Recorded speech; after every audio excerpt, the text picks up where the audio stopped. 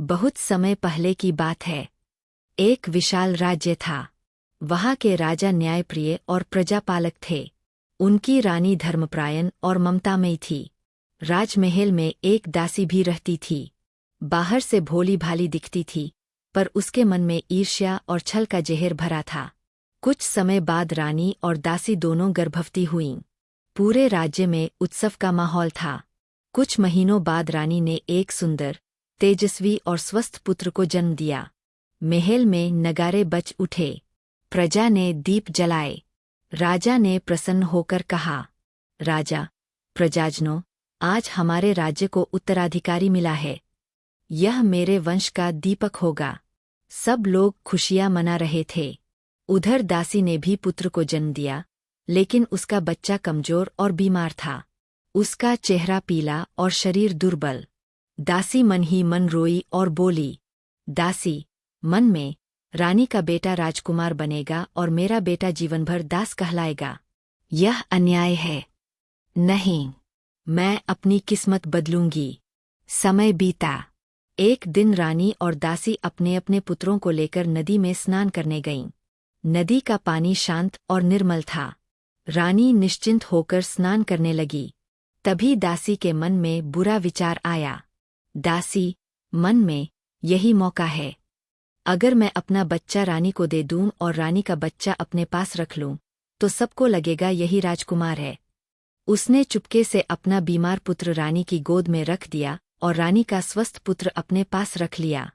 रानी मासूमियत में कुछ समझ न पाई और महल लौट आई। दिन बीतते गए। रानी का पुत्र, जिसे वह अपना मानकर पाल रही थी, कमजोर और बीमार पड़ता गया। उसका चेहरा मुरझा गया। रानी का हृदय दुख से भर गया। एक दिन रानी रोते रोते भगवान से कहने लगी, रानी, हे प्रभु, मैंने कौन सा अपराध किया है? क्यों मेरा पुत्र इतना कष्ट झेल रहा है? उसे बचा लीजिए, हे ईश्वर। रानी का विलाप सुनकर आकाश में एक दिव्य प्रकाश फैला और आवाज गूंजी, आकाशवाणी, हे रानी, शोक मत करो। तुम्हारे पुत्र की रक्षा के लिए एक दिव्य व्रत है, जीवित पुत्रिका व्रत, जिसे जितिया कहते हैं। यदि तुम निर्जल उपवास करके पूरे श्रद्धा भाव से यह व्रत करोगी, तो तुम्हारा पुत्र दीर्घायु और निरोगी होगा। रानी ने श्रद्धा से सिर झुकाया और बोली, रानी, हे प्रभु, चाहे कितनी भी कठिनाई क्यों न हो, मैं यह व्रत अवश्य करूंगी। अगले दिन रानी ने उपवास का संकल्प लिया। उसने अन्नजल का त्याग किया। पूरे दिन नदी के तट पर बैठकर भगवान की स्तुति करती रही। उसकी आंखें आंसुओं से भरी थीं, पर मन श्रद्धा से मजबूत था। रानी, प्रार्थना में, हे ईश्वर, मेरी गोद सूनी न हो। मेरे पुत्र को जीवन दीजिए। उसकी रक्षा कीजिए। उसकी आस्था देखकर देवता प्रसन्न हो गए। धीरे धीरे उसका पुत्र स्वस्थ होने लगा। उसके गालों पर लालिमा लौट आई।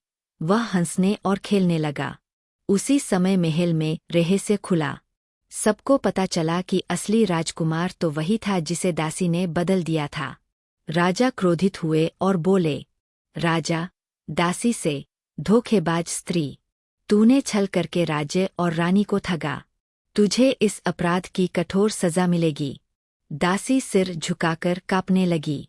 उसका षड्यंत्र सबके सामने उजागर हो गया।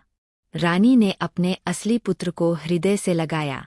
उसकी आंखों से खुशी के आंसू बह निकले। वह बोली, रानी, हे प्रभु, यह सब आपकी कृपा और इस पवित्र व्रत का फल है। तभी से यह मान्यता बन गई कि जीवित पुत्रिका व्रत करने से संतान की रक्षा होती है और संतान दीर्घायु होती है। आज भी माताएं अपने पुत्रों की लंबी उम्र और अच्छे स्वास्थ्य के लिए यह व्रत पूरे श्रद्धा भाव से करती है। यह कहानी सिर्फ एक कथा नहीं, बल्कि माँ के प्रेम, त्याग और उसकी अटूट आस्था का प्रतीक है।